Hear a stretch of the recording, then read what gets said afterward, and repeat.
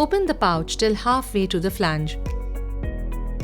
Release the threads from yellow flange.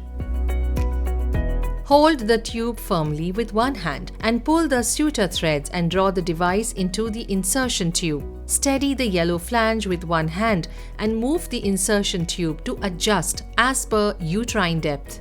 Make sure the lower rim of the yellow flange is at the measured uterine depth. Sabatica is ready for insertion. Peel the remaining cover of the pouch and lift the loaded insertion tube, keeping it horizontal so the solid rod does not fall out.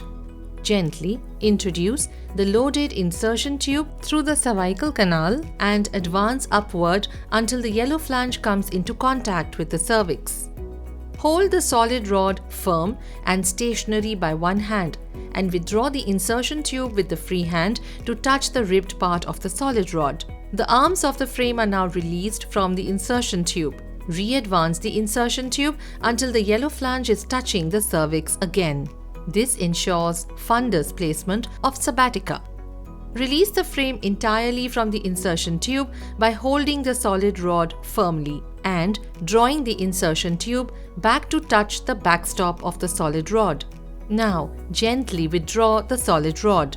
Then, withdraw insertion tube from the cervical canal. Next, cut the threads so that they protrude only 3 to 4 centimeters out of the uterus and into the vagina. Sabatica insertion is now completed.